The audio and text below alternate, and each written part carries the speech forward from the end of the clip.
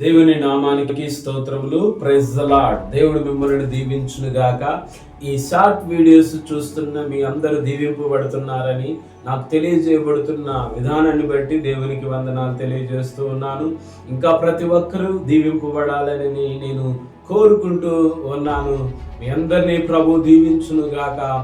తప్పకుండా దేవుడు మిమ్మల్ని దీవిస్తాడు, ఆశీర్వాదిస్తాడు అని తెలియజేస్తూ ఉన్నాను. చూడండి, యోబు గురించి దేవుడు మాట్లాడుతూ ఉన్నాడు. నా సేవకుడైన యోబు యథార్థవంతుడు, న్యాయవంతుడు, సత్యవంతుడు, దేవుని యందు భయభక్తులు కలిగిన వాడు అని చెప్పి, చెడుతనమును విసర్జించిన వాడు అని చెప్పేసి దేవుడు చెబుతూ ఉన్నాడు. ఏమని చెబుతున్నాడు అని అంటే, యథార్థవంతుడు, న్యాయవంతుడు, దేవుని యందు భయభక్తులు కలిగిన వాడు, చెడుతనమును విసర్జించిన వాడు అని చెప్పేసి యోబు గురించి చెప్తుంటే, ఆ సాతాను అంటున్నాడు, యోబు ఊరకనే యథార్థవంతుడయ్యాడా అని చెప్పి సాతాను గాడు అంటున్నాడు. దేవుడేమో ఆ యొక్క యోబు గురించి మంచి సాక్ష్యం చెబుతున్నాడు.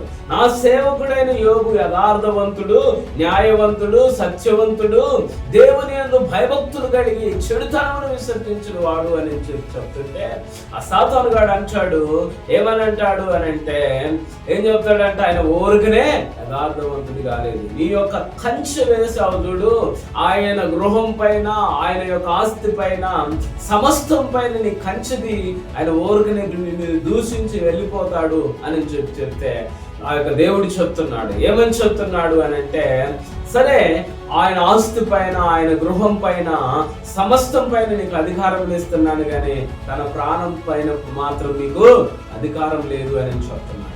ఈరోజు దేవుని యొక్క మాటలు తెలియజేయబడుతున్నాయి, దేవుని వాక్యము తెలియజేయబడుతుంది.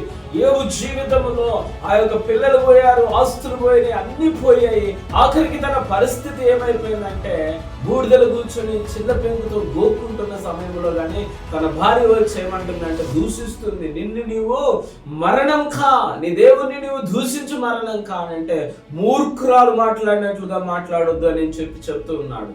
చాలాసార్లు మీ పరిస్థితులను బట్టి, మీ స్థితులను బట్టి ఆ యొక్క అనేకులు, ఆఖరికి తన భార్య కానీ ఏమంటుందంట, నీవు చనిపో అని అంటుంది.